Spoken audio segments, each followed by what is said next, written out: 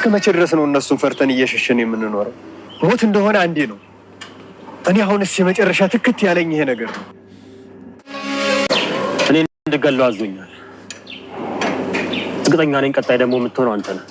ለአንድ ለሶስት ቀን ብቻችንን ወጣ ብለን ዘና ብንል ደስ ይለኛል።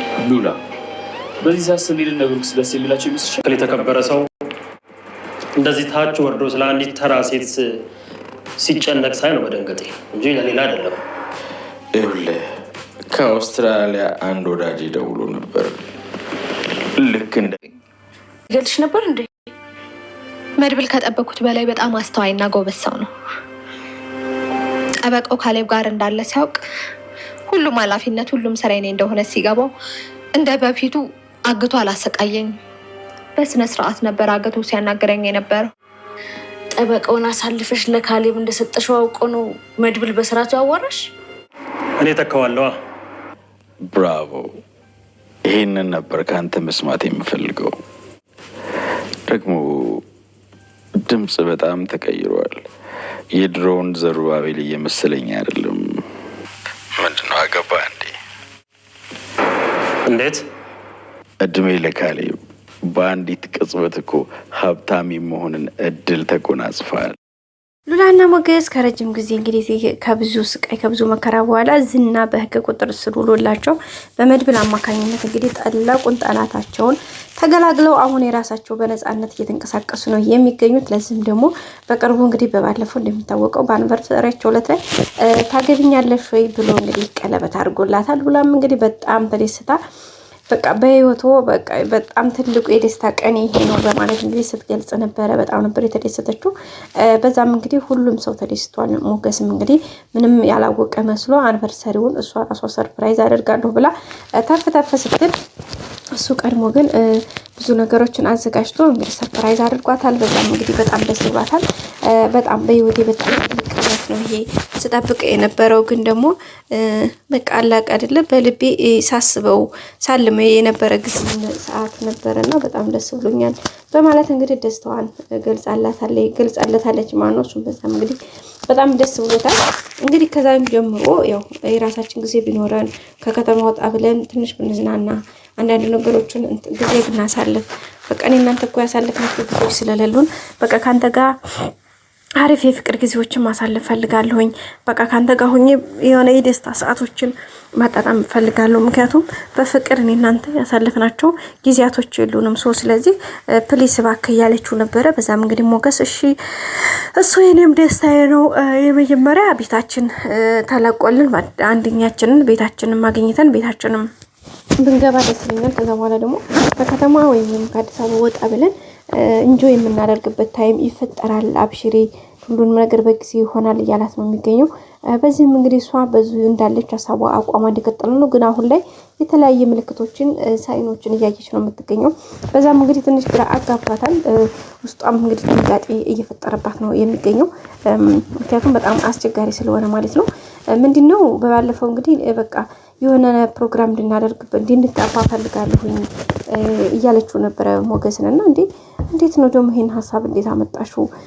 እሱማ እኮ የማይቀር ጉዳይ ነው። ግን ደግሞ በቃ አለ አይደለ እንዴት አሁን በዚህ ጋር ቀለበት ማሰሩን ደስ አላለሽም? እንዴም ደግሞ ቀለበቱን ረሳሽው እንዴ?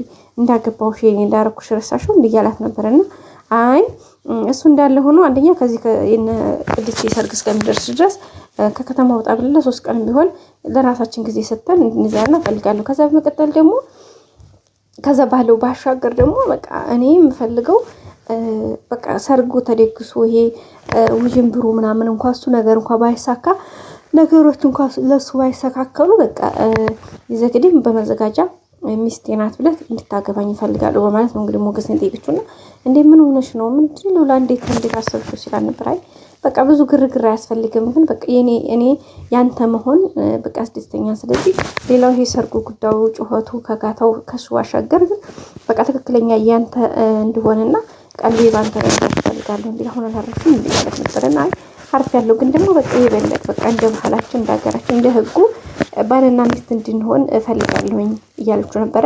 እሱም እንግዲህ እሺ ቆይ ምንድነው ሰሞን ምን ተገኝቶ ነው ምናምን እያላት ነበረ። ትንሽ ጸባዩም ቀየር እያለበሰ ነበረ ሞገስ ማለት ነው። በከዛ ያይዛ እንግዲህ ምን ጥያቄ ጠይቀው ነበርና ጥያቄው ምንድን ነበር የሚለው አሁን ባረግዝ ብላ ነው የጠየቀችው። ሞገስ በጣም ደነገጠው። ማለት እንዴ ምን ስታያሰብሽው? ከምን አንጻር አሰብሽው? እንዴት ማለት ለምን አሰብሽው እያላት ነበር። እንዴ ቢሆን ቢፈጠር ምን ትላለህ እያለችው ነበር። እና እንዴ አይሆንም እንዴ ቢሆንስ እያለችው ነበር። ማለት እዚህ ጋር ትንሽ እሷም እሱን ያለውን ስሜቱን እየፊል እያደረገ ነበረ። እሷ ሰሞኑን እንግዲህ ጥሩ ስሜት ላይ አይደለችም። በርግጥ ሐኪም ቤት ዳ ያየችው ወይም ደግሞ ቼክ ያደረገችው ነገር ባይኖራትም ግን ደግሞ የሆነ ፊሊንግ እየተሰማት ነው አለ አይደለ? ጀስት ማቅለክለሽ እና አንዳንድ ነገሮች እየተሰማት ነውና እሱን ስሜት ደግሞ ያው በምትችለው ነገር እንትን ለማድረግ እየሞከረች ነውና የሆነ እርግዝና ነገር ታይፈጠር አይቀርም። ሶ በዛ እንግዲህ በጣም ግራ ተጋባሷል። ሞገስም እንዴ ምን ስታያሰብሽው? ሲጀመር እንደዛማ ብለሽ እንዳታስቢ በፍጹም አይሆንም። ምክንያቱም ጊዜውና ወቅቱ ገና ነው እያላት ነው። ግን እንደሷ ደግሞ ገና አይደለም፣ ከተፈጠረ ተፈጠረ ነው። አንዳንዴ ወንዶች ማለት ነው ጋይስ በጣም ነው የሚፈሩት የሚደነግጡ እንደዛ አይነት ነገር ለመሰላችሁ። መጀመሪያ ላይ ብዙ እንትን ነገሮችን እንትን ሲሉ ቆይተው በኋላ ልክ እናንተ ጋር የናንተ ሲደርሱ ይደነግጣሉ። ብዙ ነገሮች እንትን ያሉና ከባድ ነው። እንግዲህ ሞገስም የሆነ ፊሊንግ ድንጋጤ አይነት ስሜት ሰማያት ታይቶበት ነበርና በዛም እንግዲህ ሉላ ቅር ብሏት ነበረ። እንዴት እንደዚህ ያስደነግጣል እንዴ? እንደዚህ ያሳስባል እንዴ? ቢሆንስ እያለች ነበረ። እና በጣም አስቸጋሪ ነው። በቃ ልጅ መውለድ እፈልጋለሁኝ፣ ምክንያቱም በአንተ ቁጥጥር ስር ሆኜ ልጅ መውለድ እፈልጋለሁ እያለችው ነው። ምክንያቱም በቃ ይሄን ያክል ጊዜያችንን በቃ ምናምን በዛ ላይ ደግሞ እንግዲህ አንተን ምን ልጅ ሲመጣ ልጅ ከመምጣቱ በፊት ካንተ ጋር ጥሩ ጊዜ ማሳለፍ እፈልጋለሁኝ እያለችው ነበረና እንዴ ምን ልጅ ይመጣ የአንቺን ቦታ ይንቀማኛል ብለሽ ፈራሽ እንደ ያላት ነበርና አይ እንደዛማ ላድርግ ብትልስ ማን ያስደርግሃል? እንደዛማ የሚባል ቀልድ የለም። ስለዚህ እያለች ነው የምትገኘው ሉላ ማለት ነው። እንግዲህ የሚችለውን ያክል ለማድረግ ተፍተፍ እያለች ነው። እንግዲህ ጥሩ ነገር እንደሚገጥማቸው ተስፋ እናደርጋለን። እንግዲህ ያው ያንን ሁሉ ስቃይ ያንን ሁሉ መከራ አልፈው ዛሬ እንደዚህ የተረጋጋ ህይወት ወጥተው ለመግባት እንደፈለጉ ቢያንስ እንኳን ንጹህ አየር ለመተንፈስ የታደሉት እነሱ ናቸውና ይሄ የሆነው ደግሞ በመድብል አማካኝነት እንግዲህ እንትናል ዝናን በመወገዱ ነው። ምክንያቱም ዝና እያለ ምንም አይነት ነገር እንደፈለጉ መንቀሳቀስ አይችሉም። ምንም ነገር በቃ ማድረግ አይችሉም ነበረ። ግን አሁን እግዚአብሔር ይመስገን ሁሉንም ነገር እያንዳንዱን ነገር ሁሉም ነገር በቃ እንትን ብሏል ማለት ነው። እዛም እንግዲህ በጣም ደስ የሚል ስሜት ነው ቤተሰቦቻችን ከሚባለው በላይ ማለት ነው። በጣም ደስ የሚል ጊዜ እያሳለፉ ነው። እንግዲህ አሁን ቀጣይ ሚዜ ናቸው የብሩክና የቅድስት ሰርግ እንግዲህ በጥሩ ሁኔታ ይጠበቃል። መድብልም ያው ከካሌሞች ሰርግ እንግዲህ እየተፋለመ ነው። እሱም እንግዲህ ሁሉም ነገር በትዕግስት እንደሚያልፍ ጥሩ ነው ብለን ተስፋ እናደርጋለን። ሌላው እንግዲህ ወይዘሮ ማህሌት ናት። አሁን ተሳትቻለሁ በቃኝ እንግዲህ ጨረስኩ እያለች ነው። ነገ ጠዋት ግን መሀል ሄዳ ዋናው ላይ የማትዘፈቅበት ምንም ምክንያት የላትም። ብር ካየች የትም ትገባለች። አሁን ይሄ ስላልተሳካላት ግን በቃኝ እያለች ነው። በቀጣይ ቪዲዮ እንገናኝ። ቆዩን። ሰላም